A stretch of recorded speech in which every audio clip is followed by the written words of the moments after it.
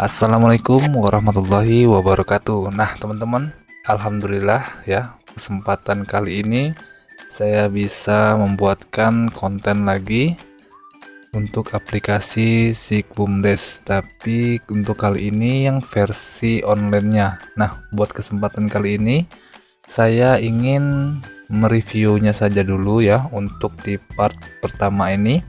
Ya, ini adalah aplikasi Sigbumdes ya, kembangan dari aplikasi Sigbumdes yang offline.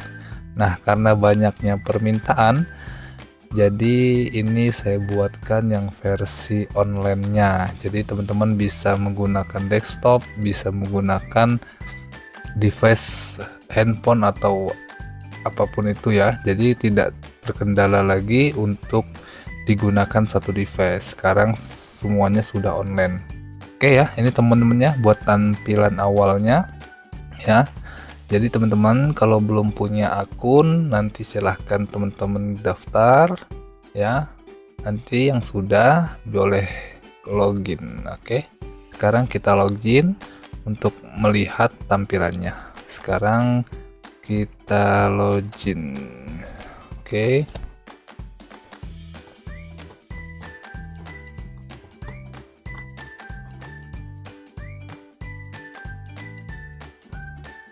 Ini internetnya agak lumayan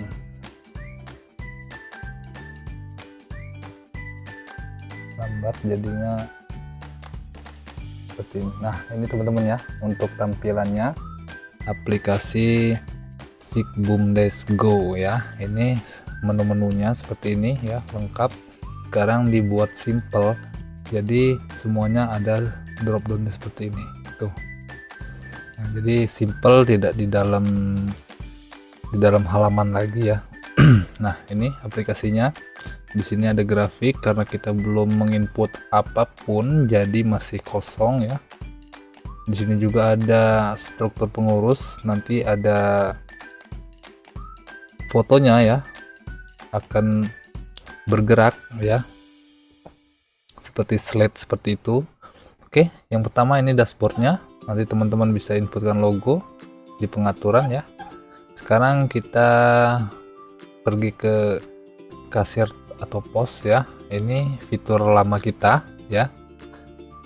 Ini seperti biasa kita menggunakannya untuk menginputnya, input data, stok barang ya. Lalu di sini ada saldo awal, pinjaman, simpanan, anggota, inventaris, stok barang, pembelian barang, atau jurnal umum. Nah, sekarang kita buka jurnal umum. Nah, seperti ini ya teman-teman untuk jurnal umumnya. Nomor bukti ya. Lalu di sini nanti kalau teman-teman sudah menginputkan unit usaha, nanti ada pilihan unit usahanya untuk penginputan jurnal. Tapi jangan khawatir ya buat teman-teman.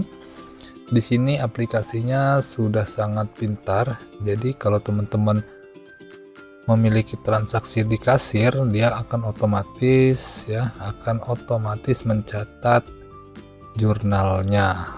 Begitu juga dengan input, misalkan simpan pinjam, dia akan otomatis membuat jurnalnya. Nah, seperti ini ya.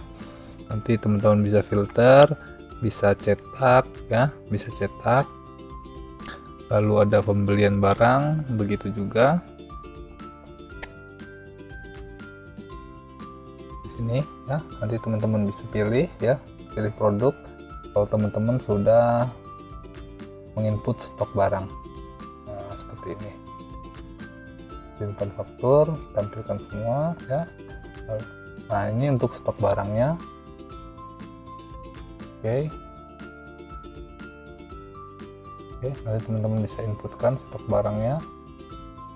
Lalu kita ke inventaris, anggota, simpanan, pinjaman, saldo awal. Nah, di sini tambahannya ada menu lumbung pangan.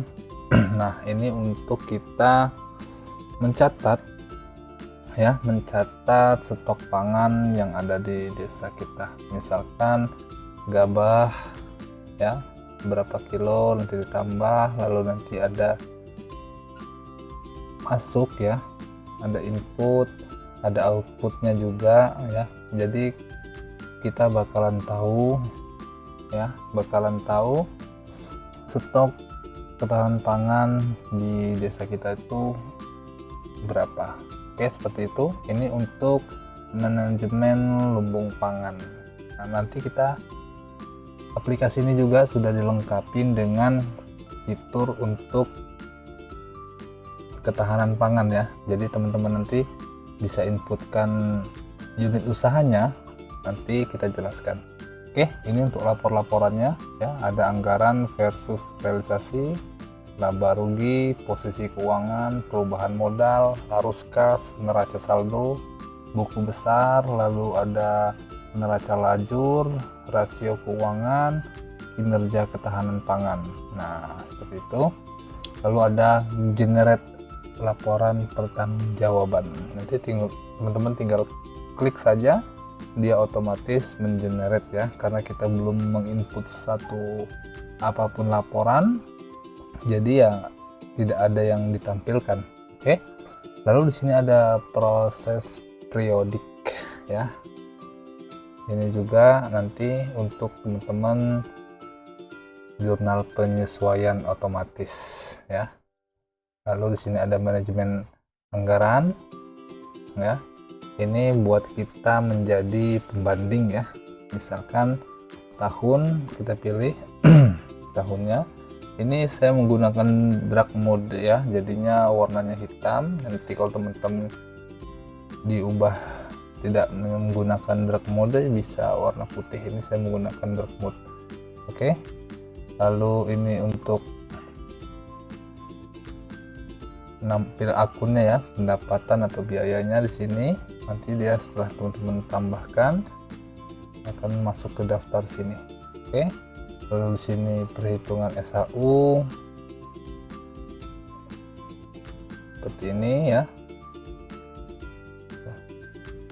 Lalu juga di sini ada administrasi. Nah, di sini administrasinya ada cetak kwitansi, ada berita acara aset ya, berita acara penyertaan modal ya, perhitungan gaji, lalu ada dokumen legalitas.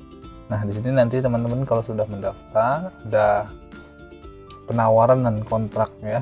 Jadi untuk teman-teman meng-SPJ-kan ya, membuat laporan mengenai aplikasi ini, ada penawaran dan kontraknya. Oke. Lalu di sini juga ada pengaturan. Pengaturannya ada profil BUMDes. Nanti teman-teman bisa upload logonya, nama, alamat, nomor, lalu nomor AHU ya. Untuk laporan dari administrasi udah, pengaturan ya. Pengaturan ada daftar akun COA seperti biasa, seperti yang ada di aplikasi offline. Lalu ada di sini ada manajemen pengguna ya, ada unit usaha. Nah, di manajemen pengguna ini ya, teman-teman bisa menambahkan beberapa admin ya. Misalkan teman-teman ingin semuanya bisa mengakses keseluruhan, teman-teman bisa nanti role peran hak aksesnya ini dipilih sebagai admin ya. Kalau dia kasir nanti ada beberapa fitur yang dikunci. Nah, seperti itu. Oke. Lalu kita pindah ke unit usaha. Nah, di unit usaha ini teman-teman misalkan mengetikkan pengemukan sapi ya, contohnya teman-teman tuliskan deskripsinya untuk unit usahanya. Nah, kalau unit usaha ini ya bergerak di ketahanan pangan, teman-teman nanti tinggal checklist saja seperti ini ya. Setelah checklist ini lalu teman-teman bisa tambah. Nah, fungsi checklist ini nanti dia akan memfilter ya memfilter, dia akan membuat laporan ketahanan pangan tersendiri. Ya, seperti itu ya teman-teman ya. Kalau tidak di checklist, dia berarti unit usahanya umum, seperti itu. Oke, lanjut di periode akuntansi. Nah, di periode akuntansi ini dia ada tutup buku per bulan. Nah, tutup periode per bulan ya. Lalu kita ada struktur kepengurusan ya. Nanti teman-teman bisa inputkan nama, NIP-nya, lalu jabatan, alamat, nomor handphone. Nah, di sini ada pelaksana operasional, ada penasehat, pengawas, pelaksana operasional, ketua unit usaha, ada pendamping. Nah, seperti itu. Nanti teman-teman pilih file fotonya, nanti dia akan tampil di dashboard. Oke. Lalu di sini ada backup dan restore ya. Nah, di sini kalau teman-teman sudah menginputkan banyak, nah disarankan untuk selalu membackup datanya secara berkala. Oke. Di sini untuk restore ya, untuk memulihkan lagi data-data yang teman-teman backup. Nah, seperti itu untuk di menu backup dan restore. Nah, di sini ada menu bantuan. Nah, jadi teman-teman kalau nggak paham, belum paham dengan alur dari aplikasi ini, yang nggak paham dengan akuntansi, teman-teman bisa membaca ya semuanya di sini ya. Ada buku panduan lengkap di sini. Teman-teman nanti bisa, misalkan mau input jurnal ya, teman-teman ingin mengetahui input jurnal, di sini sudah ada panduan input jurnalnya beserta contoh-contohnya ya di sini. Lalu di sini juga nanti teman-teman kalau mau membacanya tidak dari aplikasi, bisa teman-teman download manual book. Nah, seperti itu ya. Di sini lengkap untuk ini ya. Untuk panduannya ya, ada manajemen lumbung pangan tadi, lalu ada input jurnal, ada kasir pos, pembelian dan stok, ada anggaran dan simpan pinjam, lalu ada membaca laporan nih.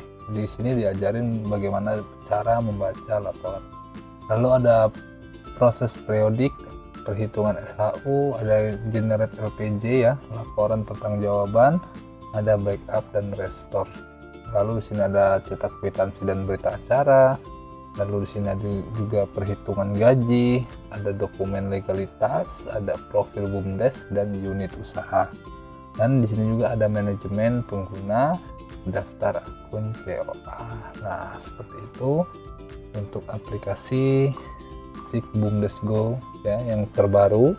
Ini sudah full online ya. Jadi teman-teman bisa mengerjakannya lebih dari 1, 2, 3 orang secara bersamaan. Dia akan otomatis ya menjadi satu pusat data. Oke ya, buat teman-teman yang mau aplikasinya silahkan cek di deskripsi untuk linknya, silahkan daftar ya, silahkan daftar di situ untuk aplikasi dari SIK BUMDes Go ini. Oke, saya rasa cukup sekian untuk pengenalan dari aplikasi SIK BUMDes Go. Buat teman-teman jangan lupa di like, comment, and subscribe. Wassalamualaikum warahmatullahi wabarakatuh.